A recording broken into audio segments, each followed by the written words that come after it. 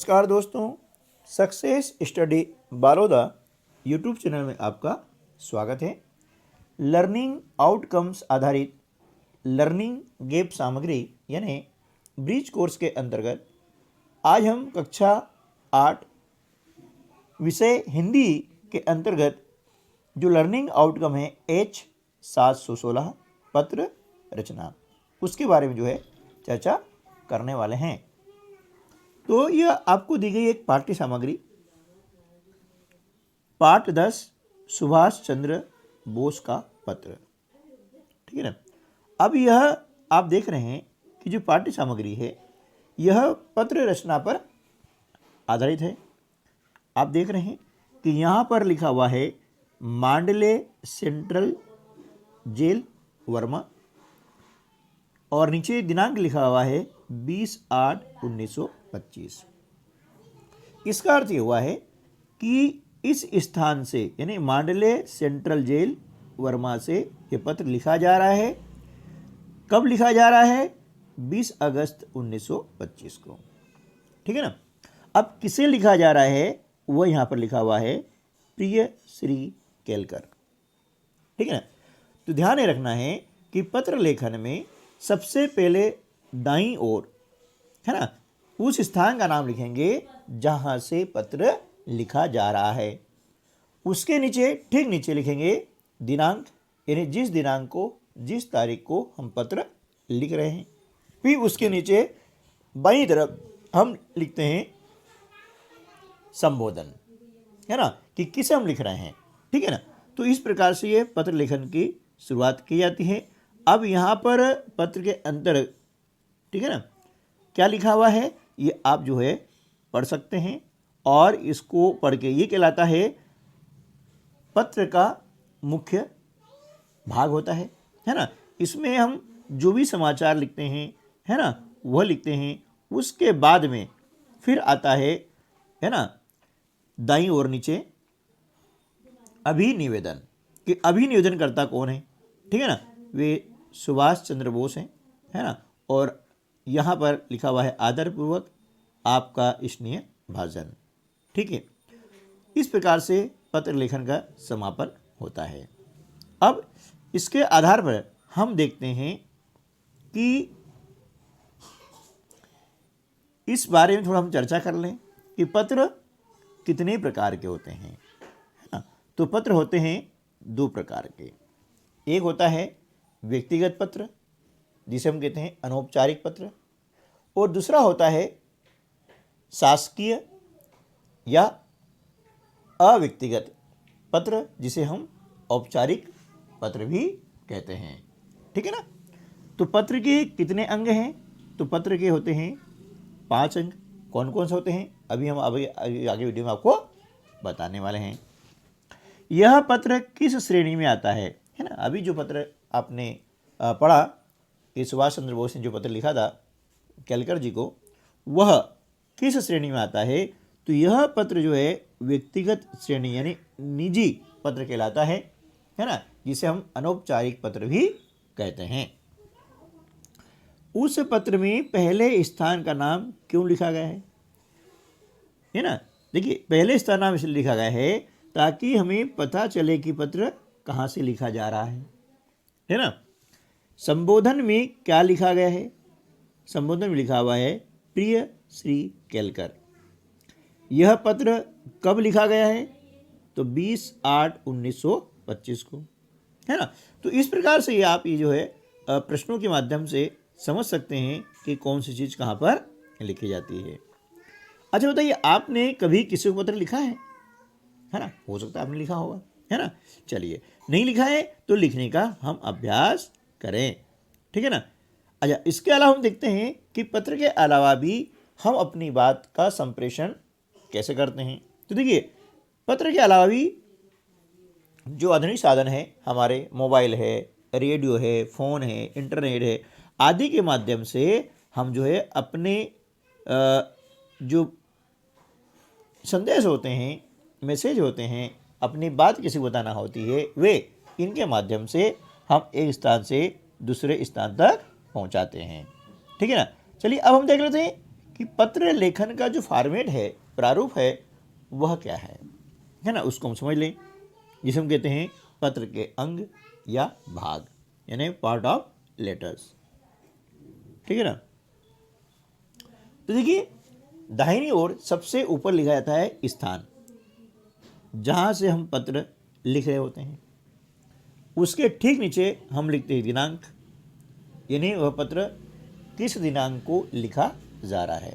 ठीक है ना। अब हम आते हैं बाईं तरफ, वहां पर लिखते हैं संबोधन। ठीक है ना। अब संबोधन सबके लिए अलग अलग होता है, किसके लिए क्या होता है वो मैं आगे वीडियो में आपको बताने वाला हूं। फिर होता है, नीचे लिखते हैं हम अभिवादन, और उसके बाद में पत्र की जो विषय वस्तु होती है, जिस पर हम चर्चा करना चाहते हैं या जो बात हम सामने वाले को बताना चाहते हैं, वे सारी बातें पत्र की विषय वस्तु के अंतर्गत लिखी जाती है। और उसके बाद में आता है अभिनिवेदन। अब अभिनिवेदन क्या होता है वो मैं आपको आगे वीडियो में बताने वाला हूं। और नीचे लिखते हैं अभिनिवेदन करता, है ना। इस प्रकार से यह पत्र लिखा जाता है। कौन सा? अनौपचारिक यानी व्यक्तिगत पत्र। अब हम बात कर लेते हैं आगे कि जो शासकीय पत्र होते हैं यानी अव्यक्तिगत पत्र होते हैं, जिसे हम कहते हैं औपचारिक, है ना। उसके अंतर्गत क्या होता है, किसी को प्रार्थना पत्र लिखना होता है, आवेदन पत्र लिखना होता है ना, किसी शासकीय पदाधिकारी को, है ना, तो आवेदन या प्रार्थना पत्र लिखते हैं सामान्यतः, है ना। तो वो लिखा जाता है, तो वो कैसे लिखेंगे? तो सबसे पहले हम लिखते हैं उनका पदनाम, है ना। जैसे हमारे विद्यालय में यदि हम आवेदन देते हैं छुट्टी के लिए, तो वहाँ पर कौन है? प्रधान अध्यापक या प्राचार्य। ठीक है ना। उसके नीचे लिखा जाता है पता। पता मतलब कार्यालय का नाम, है ना। जैसे आप कहीं पर भी विद्यालय का नाम है ना, शासकीय माध्यमिक विद्यालय या शासकीय उच्चतर माध्यमिक विद्यालय, आगे आपका विद्यालय का नाम हो सकता है। फिर उसके बाद में आता है विषय, यानी किस बारे में हम आवेदन कर रहे हैं या प्रार्थना पत्र लिख रहे हैं। जैसे हमने आकस्मिक अवकाश के बारे में लिखा हुआ है, तो आगे ले देंगे अवकाश बाबत, है ना। या और भी जैसे SLC यानी स्थानांतरण प्रमाण पत्र आपको चाहिए, तो स्थानांतरण प्रमाण पत्र यानी TC, है ना, जिसे हम LCC भी कहते हैं, SLC, तो वह लिख देंगे। फिर नीचे लिखते हैं महोदय, ठीक है ना। उसके बाद में यहाँ पर लिखा जाता है विषय वस्तु, यानी कंटेंट जिसके बारे में हम लिख रहे हैं, है ना, वह लिखा जाता है। उसके बाद में नीचे आता है अभिनिवेदन, है ना, क्या गया? अभिनिवेदन, और नीचे आ जाएगा अभिनिवेदन करता। फिर क्या करेंगे? बाईं ओर चलते हैं, तो स्थान जहाँ से हम प्रार्थना पत्र लिख रहे हैं और नीचे दिनांक, यह आपको ध्यान रखना है। पत्र लिखेंगे कौन से? व्यक्तिगत पत्र, तो दिनांक और स्थान, है ना, दाईं ओर सबसे ऊपर लिखा जाता है, जबकि प्रार्थना पत्र में, आवेदन पत्र में स्थान और दिनांक बाईं ओर सबसे नीचे लिखा जाता है। ठीक है ना। चलिए, अब ये फॉर्मेट आपने समझ लिए होंगे, है ना। यदि अभी तक आपने चैनल को सब्सक्राइब नहीं किया है या पहली बार चैनल पर आ रहे हैं, तो नीचे सब्सक्राइब बटन है, उसको प्रेस कर दें, बेल आइकन दबा दें और ऑल पर सेट कर दें, ताकि ऐसे ही हेल्पफुल वीडियो आपको हमेशा मिलते रहें। हमारे चैनल का नाम है सक्सेस स्टडी बड़ौदा। चलिए, अब हम आगे कर लेते हैं वर्कशीट नंबर 2। पहला प्रश्न है, पत्र में पत्र लिखने का स्थान किस ओर लिखा जाता है? तो इसका उत्तर होगा दाईं ओर सबसे ऊपर। ठीक है। अगला प्रश्न है, पत्र लिखने का दिनांक कहाँ लिखा जाता है? उत्तर, पत्र लिखने के स्थान के ठीक नीचे दिनांक लिखा जाता है ना, जैसे आपको मैंने अभी समझाया था। अगला प्रश्न आता है कि संबोधन किसे कहा जाता है? उत्तर है, पत्र प्राप्तकर्ता के प्रति अपने भाव प्रकट करने के लिए प्रयुक्त शब्द को हम संबोधन कहते हैं। ठीक है ना। जिसे पत्र हम लिख रहे हैं, पत्र प्राप्तकर्ता कौन है, उसके प्रति हमारे क्या भाव है, उन भावों को प्रकट करने के लिए जो शब्द हम प्रयुक्त करते हैं, उन्हें हम क्या बोलते हैं? संबोधन। ठीक है। आपको इस विषय के अलावा भी अन्य विषय के ब्रिज कोर्स के सारे वीडियो इस वीडियो के डिस्क्रिप्शन बॉक्स में आपको मिल जाएंगे, वहाँ से उन्हें प्राप्त कर सकते हैं।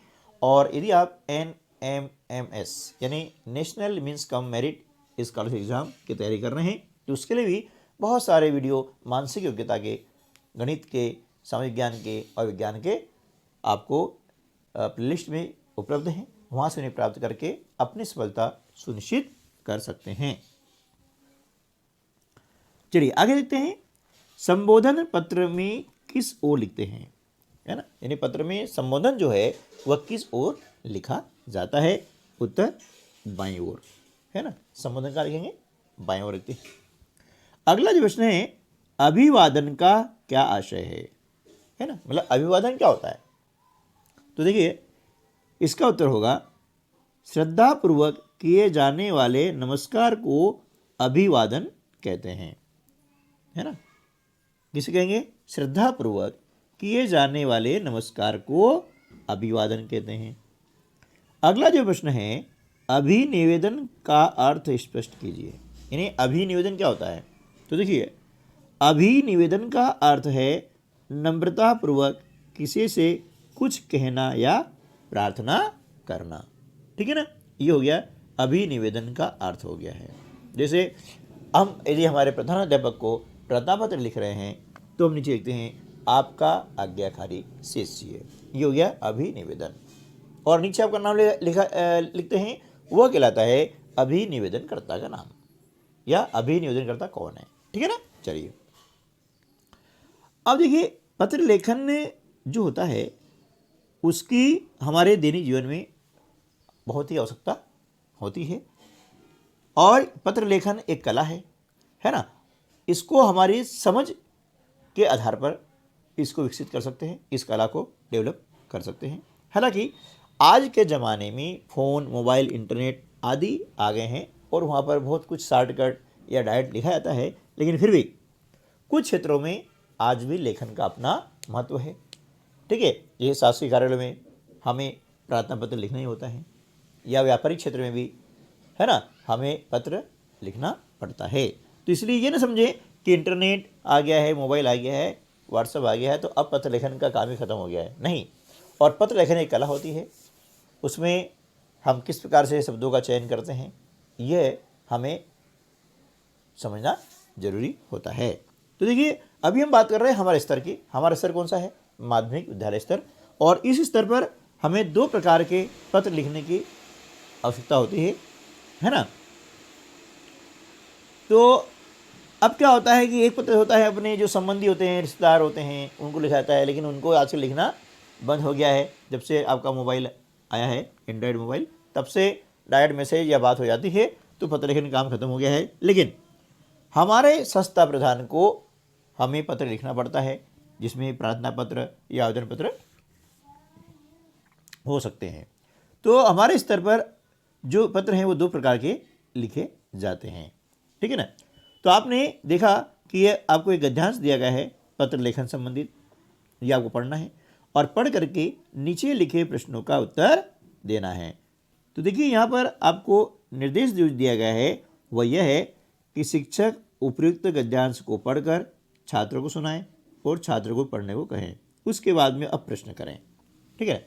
अब प्रश्न क्या है कि हम अपने विचार या घर की सूचना या जानकारी किन किन माध्यमों से अपने संबंधियों तक पहुंचाते हैं। तो इसका उत्तर होगा फ़ोन, मोबाइल, इंटरनेट, पत्र आदि माध्यमों से हम अपने विचार आदि अपने संबंधियों तक पहुंचाते हैं। अगला प्रश्न है, संबंधियों को लिखे पत्र किस प्रकार में आते हैं, यानी किस प्रकार पत्र होते हैं। वे आते हैं निजी या व्यक्तिगत पत्र, जिन्हें हम अनौपचारिक पत्र भी कहते हैं, यानी इनफॉर्मल लेटर्स, ठीक है ना। तीसरा है, प्रधान अध्यापक को लिखा पत्र किस वर्ग में आता है, यानी किस श्रेणी में आता है। तो वह आता है ना, प्रार्थना पत्र यानी अनौपचारिक, किसके अंतर्गत आएगा, अनौपचारिक, जिसे हम प्रार्थना पत्र या आवेदन पत्र भी कहते हैं, ठीक है ना। अगला जो है प्रश्न कि हम अभिवादन किस प्रकार के पत्र में नहीं लिखते हैं? इसका उत्तर होगा औपचारिक पत्र यानी प्रार्थना पत्र, आवेदन पत्र आदि में हम अभिवादन नहीं लिखते हैं। ठीक है ना। प्रश्न 5, पत्र के नीचे दिनांक किस प्रकार के पत्र में लिखी जाती है? तो देखा हमने अभी कि प्रार्थना पत्र या फिर आवेदन पत्र जो होता है उसमें नीचे मतलब जो है नीचे दिनांक लिखी जाती है। अगला प्रश्न, पत्र के 2 प्रकार कौन कौन से हैं? वे पत्र के 2 प्रकार हैं। एक तो हो गया निजी पत्र यानी व्यक्तिगत पत्र जो हमारे नाते रिश्तेदार संबंधियों को लिखते हैं, और दूसरा होता है प्रार्थना पत्र या आवेदन पत्र जो शासकीय स्तर पर लिखे जाते हैं। ठीक है ना। आगे चलते हैं मूल्यांकन 5 की वर्कशीट नंबर 1 पर। अब यहाँ पर हम क्या करेंगे कि हमारे पत्र संबंधी जो औपचारिक बातें होती है और पत्र लिखते समय हमें किन किन बातों का ध्यान रखना होता है वो यहाँ पर जानने वाले हैं। ये देखिए कि यदि हम लिख रहे हैं पत्र, व्यक्तिगत पत्र, अब व्यक्तिगत पत्र में कौन कौन आते हैं? अपने से जो बड़े होते हैं वे से माता, पिता, भाई और गुरु, है ना। तो इनको संबोधन में लिखते हैं हम आदरणीय, पूज्य, पूज्या, पूजनीय, श्रद्धेय आदि। ये हो गया संबोधन। उसके नीचे लिखते हैं हम अभिवादन। तो अभिवादन में क्या लिखेंगे? प्रणाम या चरण स्पर्श। ठीक है ना। और अभिनिवेदन में लिखेंगे आपका आज्ञाकारी पुत्र या आपका आज्ञाकारी शिष्य। ठीक है। ये तो हो गया हमारा संबंध, किनके साथ में क्या होता है, हमें क्या लिखना होता है। ठीक है ना। अब देखिए उसके बाद में क्या होता है कि यदि आपने से छोटे भाई बहन हैं या मित्र हैं, ठीक है, तो उनको संबोधन में क्या लिखेंगे? देखिए अपने से छोटे भाई बहन हैं या मित्र हैं तो उनको संबोधन में लिखेंगे हम प्रिय या प्रियवर, स्नेही, प्रिय मित्र।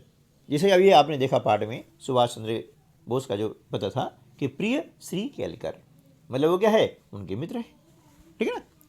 फिर अभिवादन में क्या लिखते हैं? हमसे छोटे हैं तो लिखते हैं प्रसन्न रहो या शुभाशीष या खुश रहो। तो ज़्यादातर शुभाशीष शब्द का प्रयोग किया जाता है। उसके बाद में अभिनिवेदन में हम लिखते हैं तुम्हारा स्नेही या तुम्हारा शुभेच्छु या शुभचिंतक। ठीक है ना। तो ये हो गया अभिनिवेदन। इसके बाद में अब प्रार्थना पत्र हम जो लिख रहे हैं वह किनको लिखते हैं? प्रधान अध्यापक को या प्राचार्य को। तो संबोधन में लिखा जाता है श्रीमान या महोदय या माननीय। ठीक है ना। और अभिवादन इनको नहीं लिखा जाता है, उसके स्थान लिखते हैं हम पता यानी विद्यालय का नाम। ठीक है ना। और अभिनिवेदन में लिखते हैं प्रार्थी या आपका आज्ञाकारी शिष्य। ठीक है ना। ये होता है अभिनिवेदन में। और जो शासकीय पत्र होते हैं उनमें अभिवादन नहीं लिखा जाता। ठीक है ना। चलिए इसके अलावा अन्य जो कार्यालय होते हैं, है ना, चाहे वो कलेक्टर कार्यालय हो, चाहे अन्य कार्यालय हो, है ना, तहसील कार्यालय हो, उनके लिए हम यहाँ लिखते हैं पदनाम। क्या लिखेंगे? पदनाम, है ना। फिर इसके नीचे कार्यालय का पता आता है। यहाँ पर अभिवादन नहीं होता है। और अभिनिवेदन में आ जाएगा भवदीय, है ना, प्रार्थी या निवेदक। ठीक है। इन बातों का विशेष ध्यान रखना होता है। चलिए अब कुछ और हम प्रश्न कर लेते हैं और हमारी जानकारी को हम स्पष्ट और पुष्ट कर लेते हैं कि पत्र लेखन संबंधी यह वीडियो देखने के बाद में आपको कोई दिक्कत नहीं आएगी। और पत्रों के अंग कौन कौन से होते हैं, संबोधन, अभिवादन, अभिनिवेदन क्या होता है, ये आपको अच्छे से समझ में आ जाएगा। प्रश्न एक है पत्र कितने प्रकार के होते हैं? उत्तर पत्र 2 प्रकार के होते हैं। ठीक है। अब प्रश्न 2, पिताजी को पत्र किस श्रेणी में आता है ना। तो पिताजी को जब हम पत्र लिखते हैं वह निजी पत्र यानी व्यक्तिगत पत्रों की श्रेणी में आता है। तीसरा प्रश्न है, माता जी को पत्र लिखते समय अभिवादन में क्या लिखेंगे? तो जब माता जी को हम पत्र लिख रहे हैं या पिताजी को पत्र लिख रहे हैं तो वहाँ पर अभिवादन में लिखते हैं चरण स्पर्श। क्या लिखते हैं? चरण स्पर्श।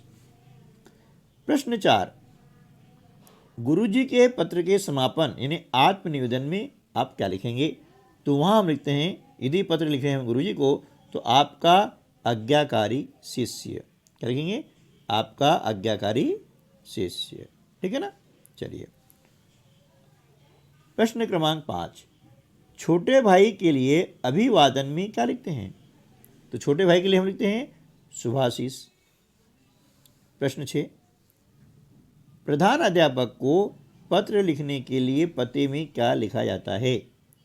यदि हम पत्र प्रधान अध्यापक या प्राचार्य को लिख रहे हैं तो आपके विद्यालय का नाम और स्थान लिखा जाता है। अगला प्रश्न है, मित्र को लिखे गए पत्र में समापन में क्या लिखते हैं? तो लिखते हैं तुम्हारा स्नेही, है ना, या शुभचिंतक या शुभेच्छु। ये 3 में से आप कुछ भी लिख सकते हैं। ठीक है, तो उम्मीद है कि वीडियो आपके लिए काफ़ी लाभकारी सिद्ध हुआ होगा, और वीडियो अच्छा लगा है तो लाइक कीजिएगा और अपने अन्य दोस्तों को शेयर कीजिएगा। और अभी तक यदि आपने चैनल को सब्सक्राइब नहीं किया है तो इसे सब्सक्राइब कर लीजिएगा। लाइक करने का, शेयर करने का और सब्सक्राइब करने का कोई पैसा हमारे चैनल पर नहीं लगता है। मिलते हैं अगले वीडियो में ऐसे ही और महत्वपूर्ण जानकारी साथ में। तब तक के लिए नमस्कार, जय हिंद।